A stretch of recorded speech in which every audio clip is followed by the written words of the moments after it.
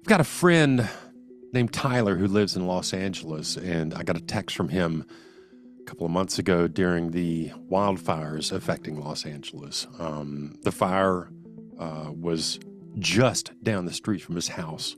He and his wife had to evacuate in a very rapid fashion. He tells the story of grabbing a go bag and throwing it into the car and getting out of the neighborhood as quickly as possible.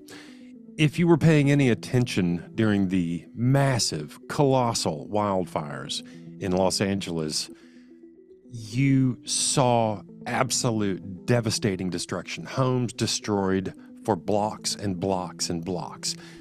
From a real estate appraisal perspective, how do you deal with that? What does the potential for catastrophic natural events, what impact does that have on the value of a piece of property? There are some parts of the country where insurance is no longer available. What impact does that have on the value of a piece of property? Somebody's primary investment, their home, the place where they live, they can no longer get insurance. If you can't get insurance, can you have a mortgage? Most likely not. How do you deal with these things as a real estate appraiser? If only we had an expert who had studied these things on a global scale, looking at the impact of extreme weather events in the United States and Europe and how they impact residential home value. Join us after the break and hear more. Are you ready to take your career in real estate appraisal to the next level? Join the Appraisal Institute, your go-to source for expert insights, industry trends, and the latest updates from the world of valuation. Whether you're an experienced appraiser or just starting out, they bring you industry resources, classes, and all the knowledge you need to stay ahead. Join today and be part of a community that's shaping the future of the appraisal profession. Visit appraisalinstitute.org to learn more and become a member.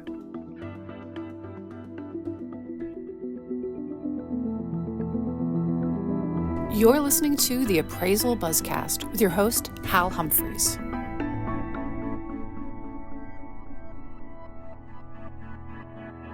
Welcome back, everybody. Thank you again for joining us for today's Appraisal Buzzcast. I'm Jim Morrison. With me, as always, is the host, Hal Humphreys. Let me bring him in. Hey, Hal.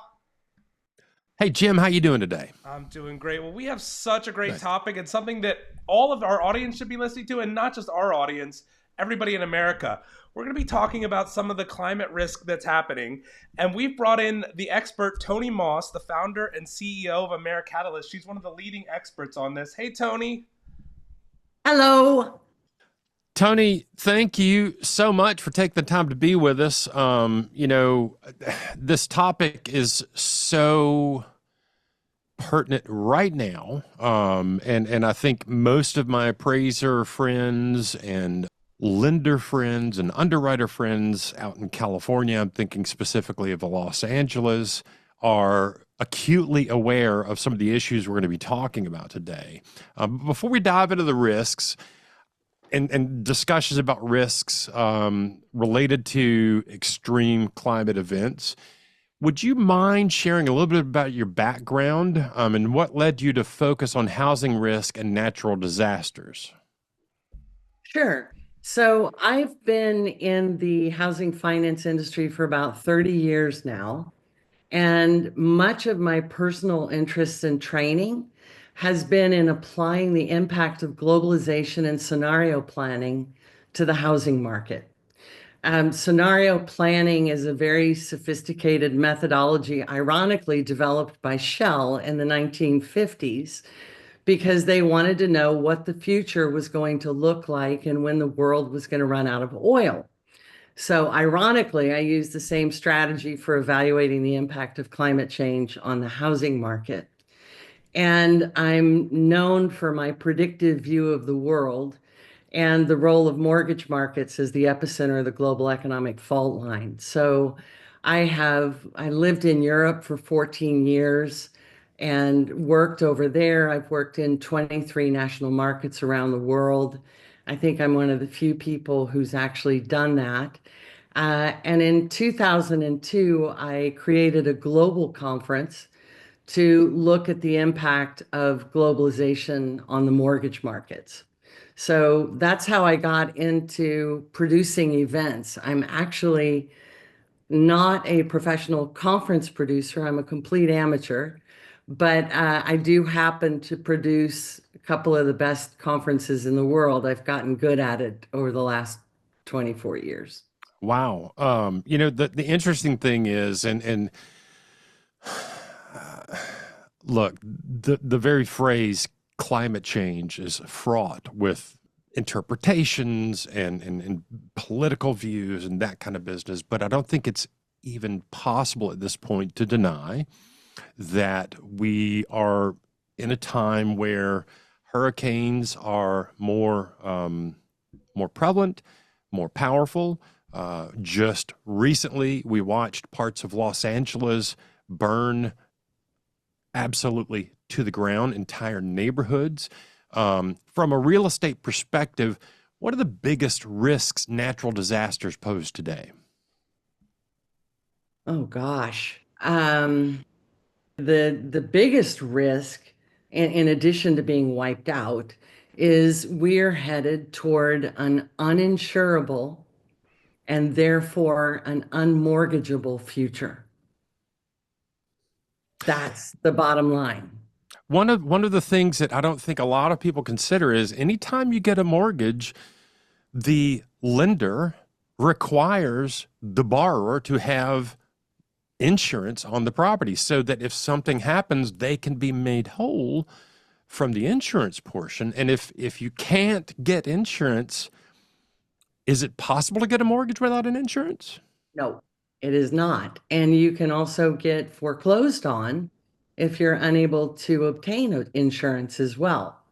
So you're going to start seeing people lose their homes because they can't either afford their insurance policy or they can't get one. Unbelievable. The recent fires in Los Angeles, I think, highlighted for a lot of people the impact of natural disasters on real estate values, because in the portions of Los Angeles that were affected by the largest fire out there recently, there were some acute losses. We're talking massive, losses of value in homes out there due to a total loss. Houses burned absolutely to the ground. How are insurers and lenders responding to this increased risk? Well, insurers are trying to base their pricing on risk. So risk-based pricing. And when they calculate the amount of losses and the cost to insure that risk, that's where the friction is, because in certain states, like California, they're saying, no, you cannot charge that much money. And, for these policies. And so the insurance companies are saying, well, if we can't price according to risk, we're not going to insure at all in those states. Other states like Oklahoma are saying you can charge whatever the heck you want. And therefore, you're seeing a lot of defaults in Oklahoma, for example, where Oklahomans aren't as exposed to as much risk as, say, someone in Florida or Louisiana. So it's really on a state by state basis where all these dramas are playing out.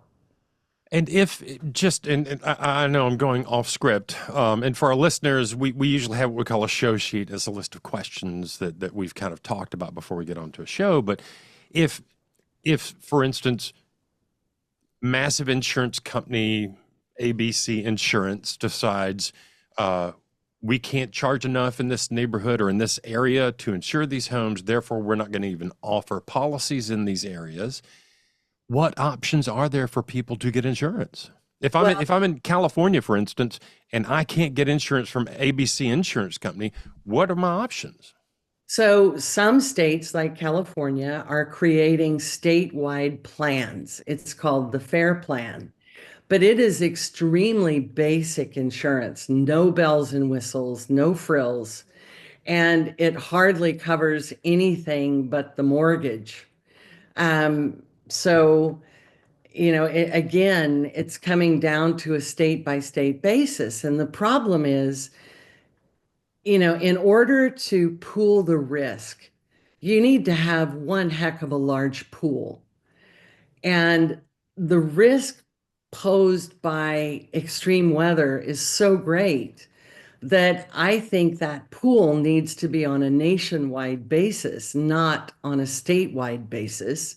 Because as we're seeing in Louisiana, for example, where the state plan is failing, there's not enough population to spread the risk in that particular state. So this is going to be a real problem moving forward, especially when you have an administration stepping away from the role of government as the ultimate risk manager to everyone, every man for himself, basically, and moving it to a statewide basis. This is going to be catastrophic, actually. And from an insurance company's perspective, I mean, I understand that in order to provide insurance, you've got to charge enough money to be able to make payouts when necessary, to pay claims when necessary, and be able to make a profit. So I mean, I understand that from a business perspective, but at some point, even these state fair programs, if there's not enough money in the coffers and there are too many claims against it, then they could get themselves in trouble as well. And they are. Yes, that is happening because there's not a large enough population base to pool that risk and price that risk effectively. And, think about this. Let's set a context for a second. So the entire housing finance system in the United States is based on a very complex system of risk transfer. Mm-hmm. When you remove insurance as a primary risk transfer mechanism, you literally break the housing finance system. It's broken. And mortgages have been, in the past, a 30-year product. Well, now we know that climate is not stable 30 years into the future. And at the same time, we have a 30-year mortgage product and a 1-year annually renewable insurance product. So you have a duration mismatch. So I would say right now, this is a massive crisis in this industry. The housing finance system is effectively broken. It's just a matter of time before it breaks almost in every state. And I don't see any real discussions happening in the current administration to address it. The interesting thing to me about what you just said is, you're talking about risk transfer. How do we spread the risk out so that nobody gets, completely soaked in the process? Yeah. So when we look at the risk analysis scenarios, you've got credit risk, which is, running a credit score, analyzing someone's income, have they got the ability to pay the mortgage, that kind of business. You have collateral risk, which is what we know as real estate appraisal. We have to appraise the asset to see if it's worth what they say it is today.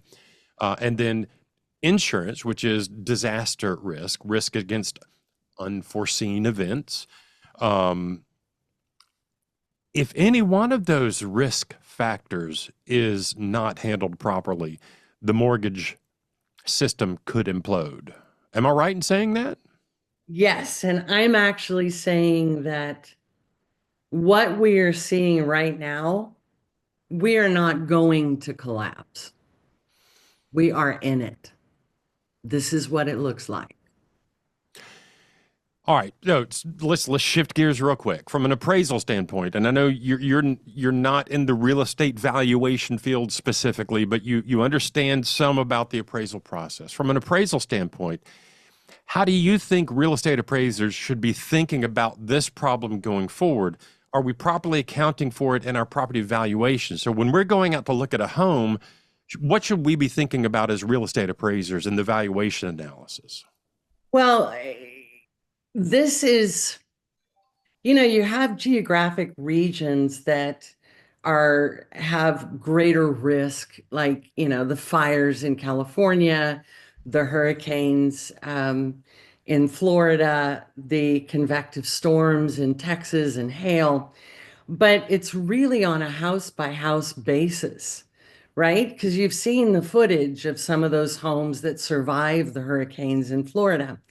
And from an appraiser's perspective, I think the really valuable appraisers, and one way they can actually charge more for an appraisal, is if they become very well versed and educated on climate resilience and being able to attribute a higher value to a home that, for example, has a special roof or has all the debris cleared from around it so that it won't go up in a wildfire, or that's built on higher ground. So it really is going to come down to a house by house basis. So the more appraisers are educated about climate resilience, the more valuable they become. And also First Street recently came up with data that can attribute a climate score to every home in the country. And the importance of that can't be understated. The fact that, home buyers now, I think there was a recent Zillow study, and 80% of home buyers are looking at climate scores when they're buying properties. So I think that's the wave of the future. Are appraisers who understand climate resilience and how to look for what makes a home more valuable. But Yeah. it's time to diminish the value of those that have done nothing. Well, and I'm also seeing a scenario where, okay, you've got a home that has all of the right things done.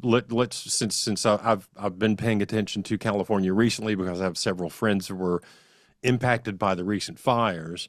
There's a story about an actual climate scientist who had a home in Pacific Palisades that he had built to certain standards. It is still standing.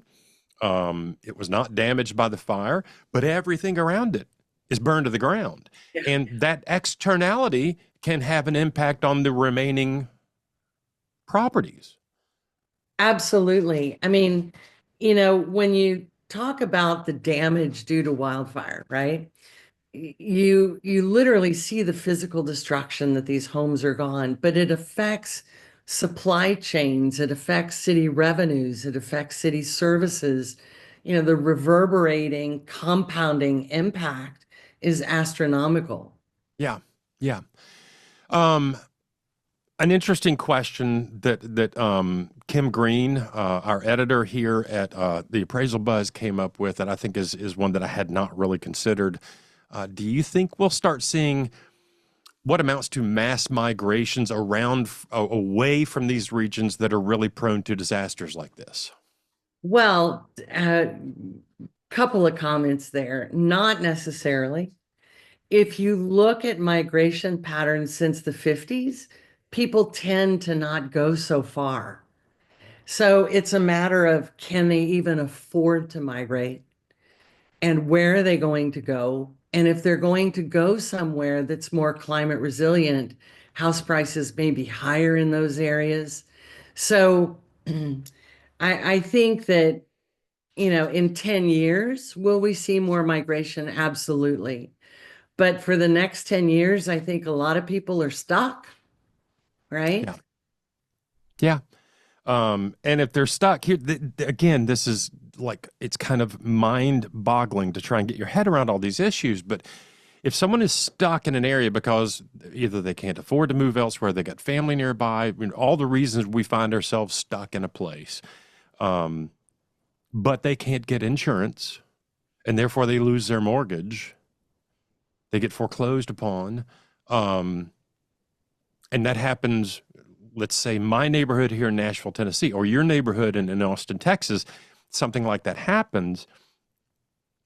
Say out of 50 homes, 25 of them, or let's just say 10 of them, had that situation happen, somebody can't get insurance, they get foreclosed upon, would that have an impact on the remaining homes in the area? Could that have an impact on the value of the remaining homes? Well, this is a question that I really wanted to put out to the appraisal community myself. If I had another event this year, I would have an appraisal panel. Because I think, and we saw this happen in 2007 and 8, the way in which we use the system of comps, where the value of one home starts to go down, it pulls down the value of 3 others. That in itself creates a kind of systemic risk where, prices move south so fast. Yep. And I think we're going to have to change the comp system, but I'm not an expert on appraisals, which is why I'm interested in what the appraisal community would say about that. That how do we create a methodology that goes on a house by house basis without bringing down the price of others? Because I may be able to afford my home, but the guy down the street, my own insurance policy doubled this year. Oh. It went from $4,300 to $8,800 in 1 year alone. And I'm wondering, what is it going to do next year? So I may have a fixed rate 2.75% mortgage, but I've got an ARM escrow. Yeah. And that's what's really hurting people, is that ARM escrow with property taxes, insurance, and utilities. Yeah. So people, and this is new, this is totally set apart from history, but people cannot afford the ongoing costs of home ownership. This is such an interesting topic. Let's do this. I want to take a real quick break, and we'll hear from one of our sponsors, and then we'll be right back. LIA Administrators and Insurance Services, serving valuation professionals since 1978.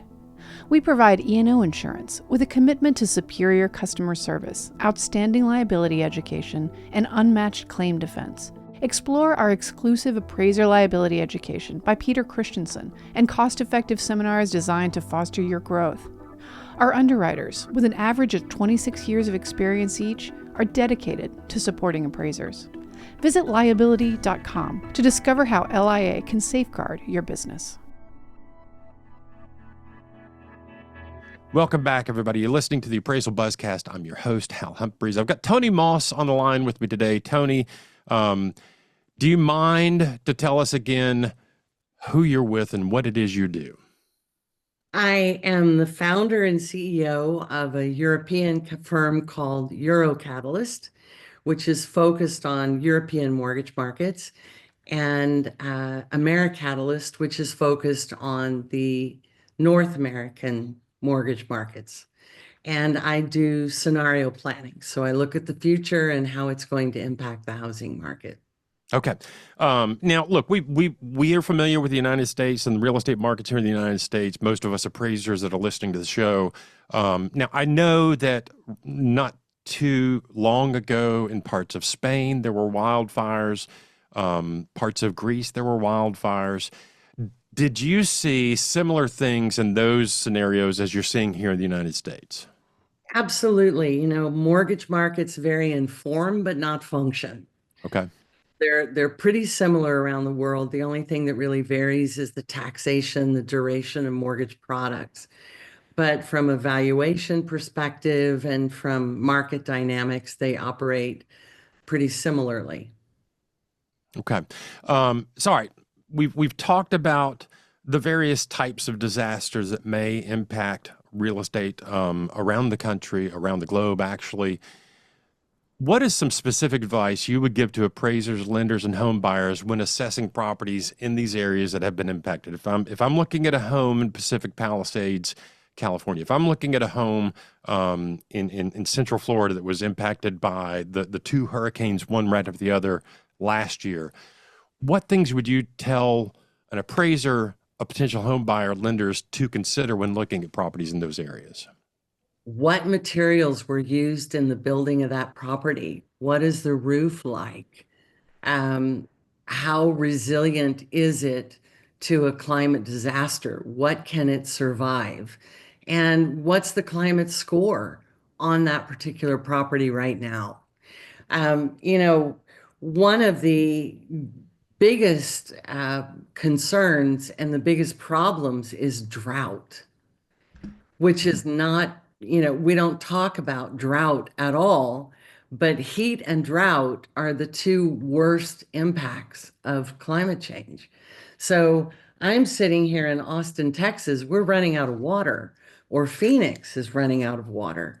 How do you attribute a value to a property in an area that's stricken with drought? And, again, uh, gosh, I'm dying to do an event just for appraisers to ask them all of these questions, because I think that the appraisal industry is going to change dramatically moving forward. And I'm interested in seeing who some of those leaders are going to be. You know, the interesting thing, you brought up the comp process earlier in the podcast, and one of the problems a lot of us appraisers have had over the years is we are constrained to using closed sales as of or before the date of value. So we're literally looking back to define a value today. Your job is to pull out a crystal ball and look into the future. There are ways that appraisers can do forward-looking projections using the data that we have. But if you look 5 to 10 years down the road, how do you see natural disasters reshaping the housing industry here in the United States? Well, I made the comment earlier that we are headed toward an uninsurable and ultimately unmortgageable future. There will be, over the next 5 to 10 years, parts of this country where you will not be able to get a mortgage. And as a result, I think that homes are going to be owned by the ultra wealthy and institutional investors and not average Americans. Back in 2010, I had my annual conference, AmeriCatalyst, and I added a day onto that event because of this ragtag group of single-family rental operators. And I thought that this was not just a trend. I thought this was the future, and I called it renting, the future. It was a very sarcastic and sad editorial on my part, because I think that the average American is no longer going to be able to build wealth buying a home, and that we will all be renting to a certain extent. Of course, on the other hand, if you really look at it with property taxes, what do we really own anyway, right? Yeah. Yeah. I mean, we're renting the land, it's ultimately a leasehold. But I'm nervous about the future, because I think the only way that homes are going to be purchased is by people who can bear the risk of owning them. And those are people with really deep pockets, because if someone, we've got a ton of people buying homes right now that are going to get foreclosed on within a year, because those insurance policies are going to go up. They didn't calculate that into their price, and they're going to lose their home. I know a few hedge fund operators that are betting on that. I feel like Debbie Downer. Wah, wah. That's exactly how I feel right now. I want to stop this podcast. Sorry, I'm sorry. No. Here's the thing. Look, in the world of thinking about things and trying to figure out what's next, I think it's important to consider all of these scenarios and to discuss them openly. And quite honestly, Toni, if there are listeners out there that don't agree with your analysis, that's okay. But I think it's useful to consider the things you have to say, as well as the things that, somebody else that they may be listening has to say. These are good things to talk about. Yeah, I welcome people who have other opinions, especially if they've got really optimistic outlooks. Oh my God, I'm all ears because I want someone to convince me that things are far more optimistic. But I have a 25-year track record of being astoundingly correct in terms of what was going to happen next. It's in writing, it's on the record. Yeah. And, I don't like being Cassandra from that perspective. I wish it worked on a craps table, but it doesn't. But I do have a track record of being pretty accurate. And the things that I'm saying right now about an uninsurable or unmortgageable future are maybe hard to hear initially, but if you really think about it, I think you'll figure it out yourself. The interesting thing, if we're just kind of playing through scenarios in our heads from a real estate appraiser's perspective, some of the most well-paying, meaningful jobs that I've done as a real estate appraiser are for private investors who are buying a thing with their own money because they want to have an independent third party come in and say, "Hey, they do their own risk analysis," and part of that is they will hire an appraiser to come say, "Hey, here's what this thing is worth." I think we're talking about people who have the deep enough pockets to self-insure, basically. Right. And they are not known for making poor decisions, and they're not known for making unanalyzed, risky decisions. So I think from an appraiser's perspective, there may be work out there for those kind of people. I would say this: they're only going to hire the best appraisers to do those analyses.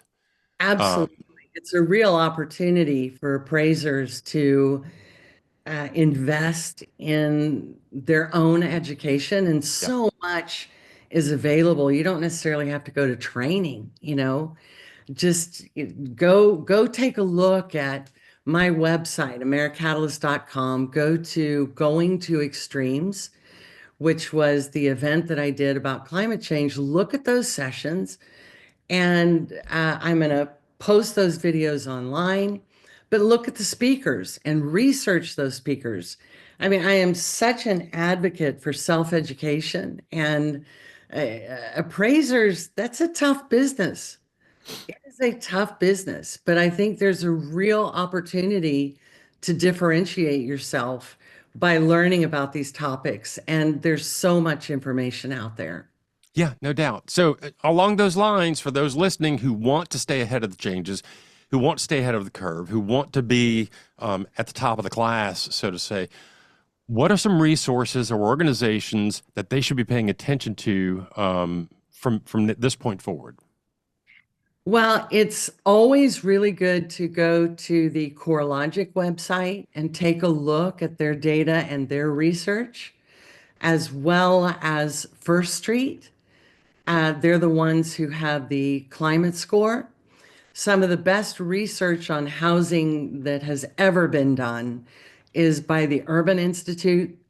Anything by Lori Goodman that you can get your hands on, oh my God, it's phenomenal research.